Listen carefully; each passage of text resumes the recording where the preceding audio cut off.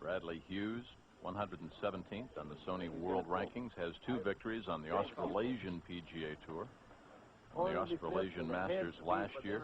And the flip once again being conducted by Byron Nelson.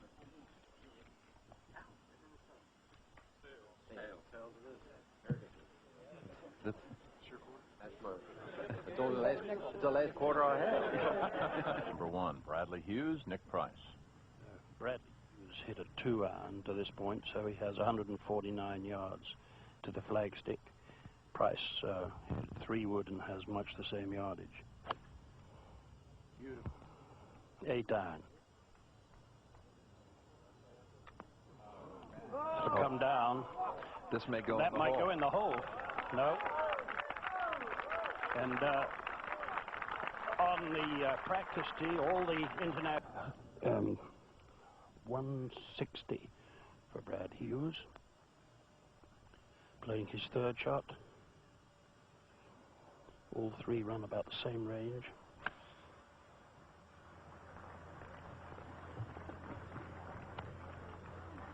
What a great shot by Brad Hughes. That birdie's really settled him down. Before Freddie, Bradley Hughes. It looks like to me he's gaining a lot of confidence. He's making some good, solid, aggressive swings, and there's another good shot. Replacing the injured Greg Norman. Greg, again, if you're watching back in Houston, sideline, we miss you here.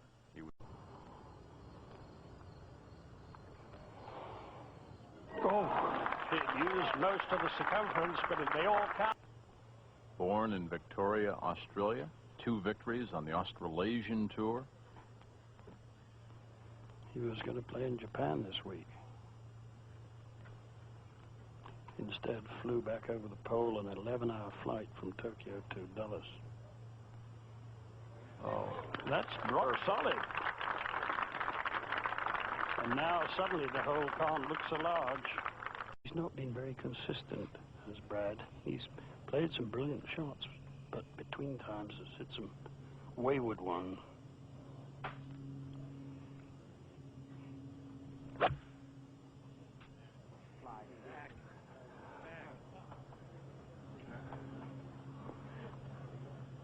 Fringe left, closer to the hole than Nick, and I think he can putt out of the fringe. It's downhill. Well, let's see if Freddie and Davis can regain the momentum in this match as Corey did earlier. This for the win. I believe that was the right play, just didn't quite hit it solidly. Generally, you see a player chipping from the fringe, he's thinking about making it. Now there's everything to play for, coming to the short par 4 17. Held up nicely today, hasn't he, Ben? He really has. Last-minute replacement for the injured Greg Norman.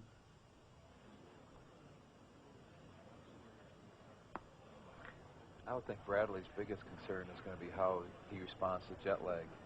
You know, I think the playing part's fine. How tight. Gather pace down the slope. There he comes off the ridge. Pretty good. Very nice. Cut a little. Nicky wants it to cut.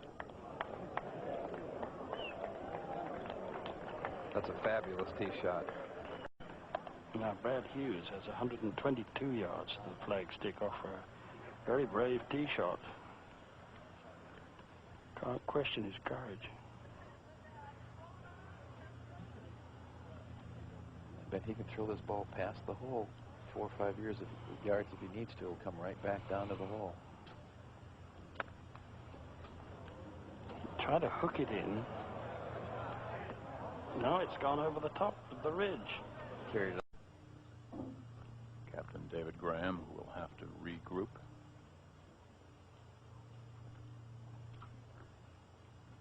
This putt's going to break quite a bit from his right to his left, and it's going to be very, very quick coming down at the end. See it gain speed.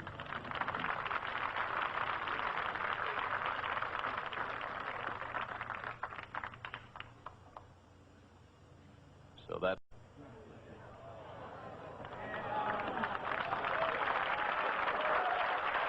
That was an unbelievable match. To think that the way Freddie and Davis are playing early on, this match would get to the 18th hole was inconceivable, and yet they continued to play well. Nick and Bradley just had an incredible stretch there for 6 or 7 holes in the back 9. Chers amis golfeurs, bonjour, bienvenue pour une nouvelle petite vidéo de 33 Golf Lab. Alors aujourd'hui, une vidéo un peu particulière, ça faisait longtemps que je voulais la faire celle-là. Je ne vais pas parler du tout de mon métier, à savoir de matériel de golf, de club making, de club fitting. Non, c'est une vidéo hommage. Une vidéo hommage en fait à un énorme joueur de golf que j'ai découvert parmi ma longue traversée de recherche sur YouTube depuis, je crois que ça a commencé il y a plus de 10 ans. Donc ce monsieur est un ancien joueur professionnel. Il s'appelle Bradley Hughes, australien, né à Melbourne en 1967, 53 ans. Et en fait, j'ai tout de suite... alors, je pense les avoir vraiment tous vus, les instructeurs, les coachs, les professeurs de golf sur YouTube. Mais lui m'a vraiment totalement captivé dès ses premières vidéos. Donc c'est un ancien joueur professionnel qui a quand même fait la President's Cup en 1994, où il jouait contre Fred Couples notamment. Il a été classé au mieux 98e joueur mondial. Alors, il a écumé tous les circuits, hein, européens, asiatiques, PGA. Il a eu une 16e place à l'US Open en 97-98, je crois. Enfin bref, un énorme joueur, très talentueux. Et vers les années 2007-2008, il est devenu coach, instructeur. Il s'est installé en Caroline du Sud. Et je lui avais donc, on avait échangé pas mal de mails, parce qu'en plus c'est quelqu'un qui est passionné de matériel de golf, qui sait vraiment de quoi il parle, contrairement à d'autres. Et donc on avait pas mal échangé par rapport à mon métier, mais aussi par rapport à mon swing, puisque je cherchais déjà à l'époque à m'améliorer. Je lui avais envoyé la vidéo de mon swing, et il m'avait donné 2-3 exercices à travailler, dont l'exercice de la planche, que je vais vous montrer tout à l'heure au Bordeaux Country Club, qui je pense est un excellent exercice pour travailler personnellement ma grande faiblesse, qui est le bas du corps, notamment ce qu'on appelle le footwork, le jeu de pied, pour travailler la force verticale, qui est une notion extrêmement importante, pour travailler ce qu'il appelle, pour ceux qui connaissent les arts martiaux, le chi. Hein, le chi, c'est vraiment, si vous regardez un petit peu les professeurs d'arts martiaux, ils vous diront que la force ultime vient de là, hein, du nombril finalement.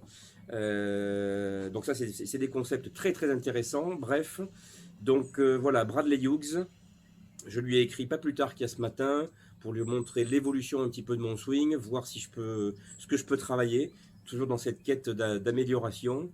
Voilà, donc c'est quelqu'un qui a un enseignement que je trouve totalement atypique.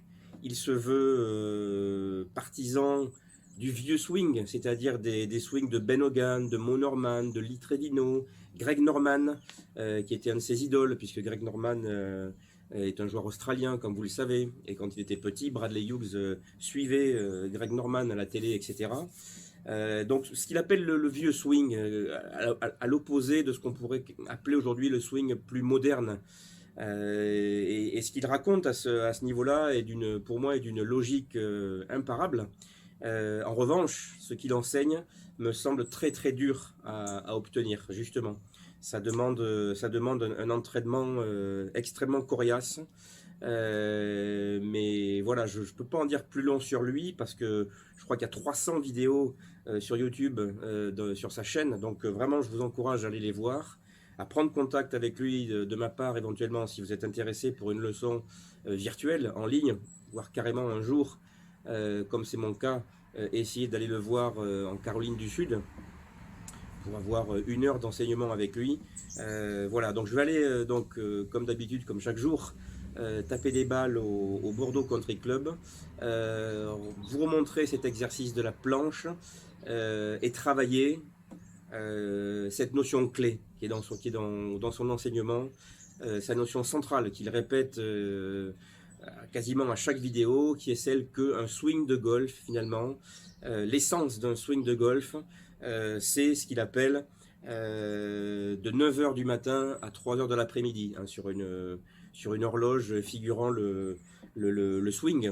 Hein, il nous dit sans cesse que c'est là que ça se passe. C'est là que ça se passe.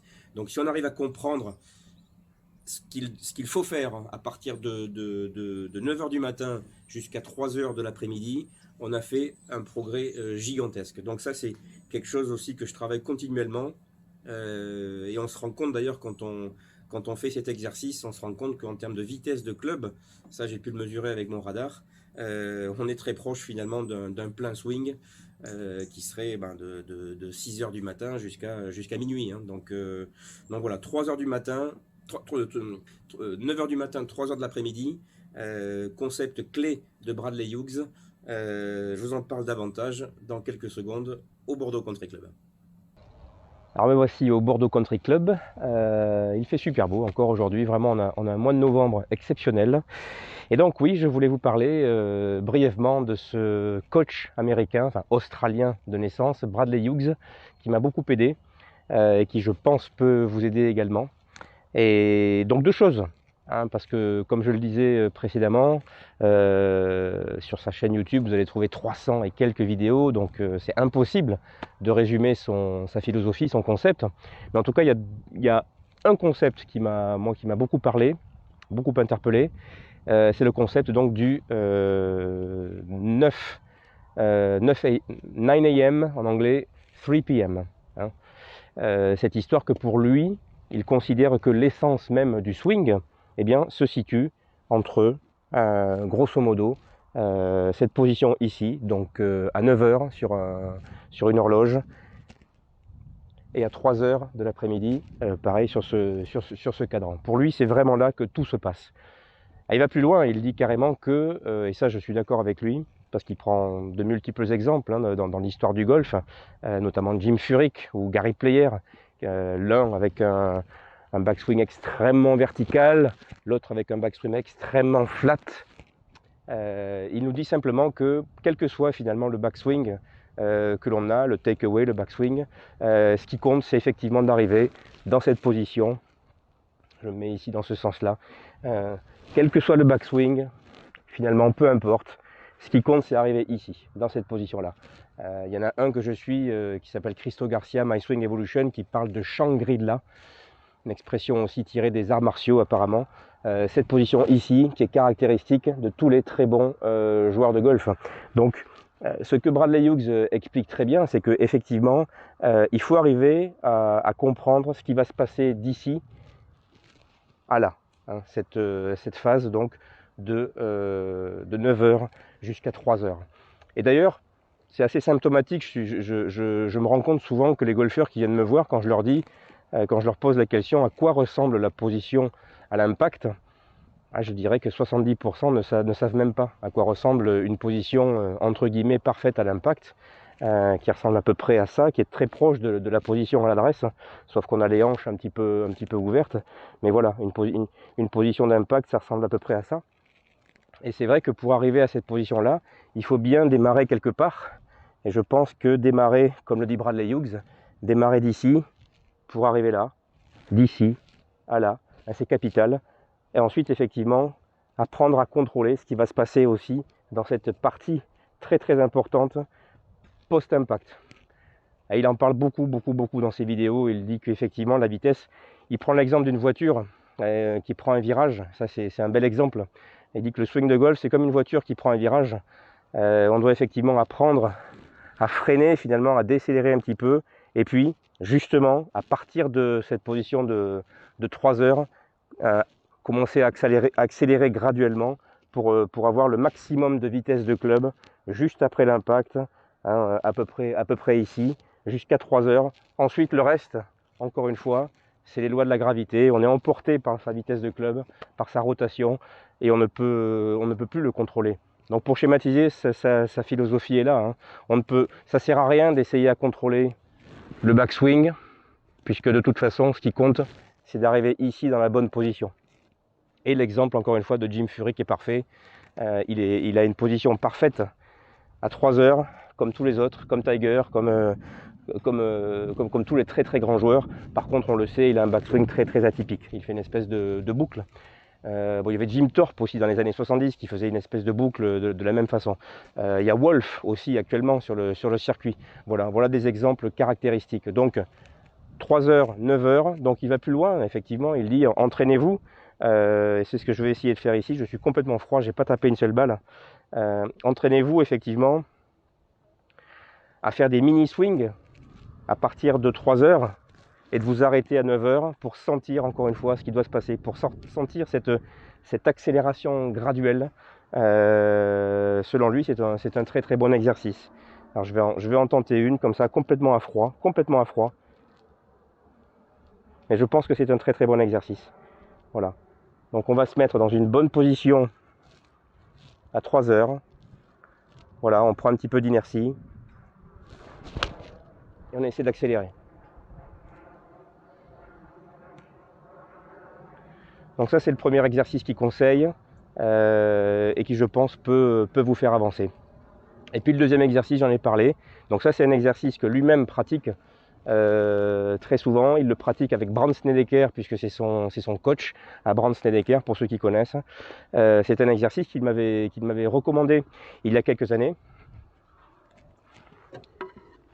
Et je mettrai à la suite une vidéo où on le voit en train de faire cet exercice. Donc là voilà, je suis allé chez Leroy Merlin en racheter une parce que je l'avais donné à un professeur de golf récemment.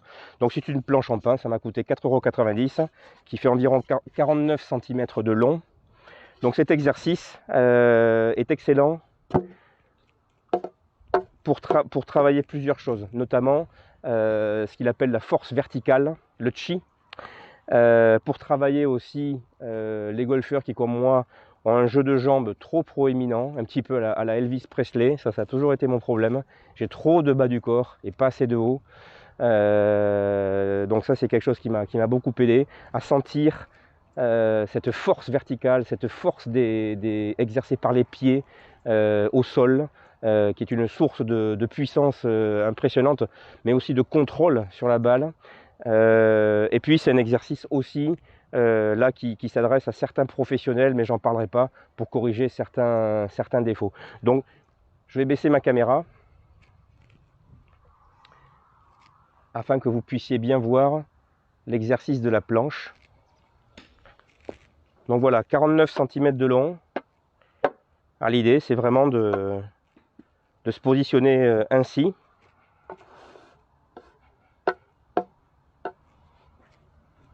Voilà, de bien caler ses pieds. Ah, je vais encore me reculer.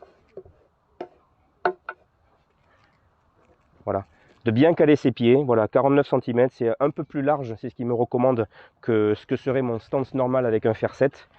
Et donc effectivement, faire toujours pareil, des 3/4 de swing, 3 heures, 9 heures, mais en sentant bien l'action du bas du corps et en évitant d'essayer de partir un peu dans tous les sens. Donc exercice, bon voilà, je vous en parle parce que moi je sais qu'il m'a été pas mal bénéfique. Là je vais le reprendre un peu, même si j'ai fait des progrès en ce sens, mais j'ai toujours besoin de faire des progrès par rapport à ce bas du corps. Je vais faire quand même un swing d'essai pour sentir, donc je vais gripper un peu bas. Voilà, alors ce qui se passe c'est qu'effectivement cette planche va totalement restreindre la rotation du haut de mon corps. Je vais me retrouver un peu bloqué au sol. Donc ça aussi c'est ce que je vous disais finalement, exercice qui s'adresse aux professionnels, c'est d'augmenter considérablement la rotation du haut, notamment de l'épaule gauche, qui on le sait doit tourner très très vite. Donc voilà, donc c'est un exercice à faire progressivement. Il faut pas se faire mal, mais on le sent tout de suite, hein. On sent deux choses ici, hein. On sent effectivement l'ancrage des pieds au sol, et puis on sent que on est un peu bloqué par rapport aux hanches et, et le haut du corps. Donc il faut vraiment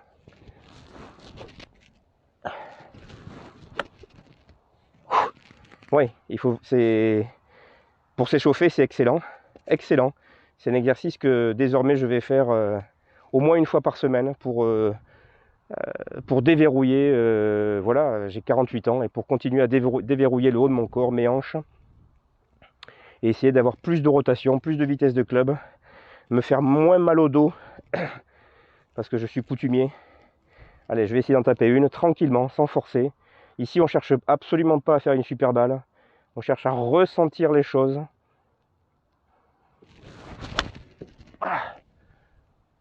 C'est une balle plutôt pas trop mal, hein. Mais clairement, on sent que ça pousse. On sent que ça pousse, on sent que ça tire. Ça tire énormément. Donc voilà, exercice de la planche de Bradley Hughes. Ah, il le fait 100 fois mieux que moi. Lui, il fait des pleins swings avec ça. C'est impressionnant à regarder. Et il a 53 ans. 53 ans, il tape toujours son fer 8 à 155 mètres. Donc ça laisse rêveur. Voilà pour cette petite vidéo donc, de ce coach qui pour moi, très sincèrement, est un des plus grands, si ce n'est le meilleur coach sur YouTube actuellement. Voilà, et depuis des années. Merci d'avoir regardé cette vidéo. Si vous avez des questions, n'hésitez pas. Voilà, si vous voulez contacter Bradley de ma part, je pourrais vous donner son email. À très bientôt. My way of trying to fix this, I do this if people have a bit of trouble with throw out, the hands and arms getting away from them. I use a board here. I wouldn't do this with much more than I've got a 6 iron, but I wouldn't do it with much more than that. 8 irons, 6 irons, 7 irons. I'm going to put the board between our feet. It's going to be a little bit wider. This one's 20 inches, a little bit wider than your normal stance would be. I'm going to hit some balls reasonably, not a full swing, but what's going to happen is having this board between our feet here is going to provide resistance in the ground, like I talked about in an earlier video. The resistance down here is going to allow this to start to activate. The board being there, I'm going to want to pressure it. I'm going to get those feet to work how I wanted to, discussed in the footwork video. So we'll just hit some balls with that board there. And you'll see it'll start to really alter. You don't want to hit them too hard because the board's going to restrict your drive a little bit. But what it's doing is it's the pressure of that is trying to make these legs work again. It's going to make the opposite force down below because I'm squeezing that board, make my body start to turn better and have less of this.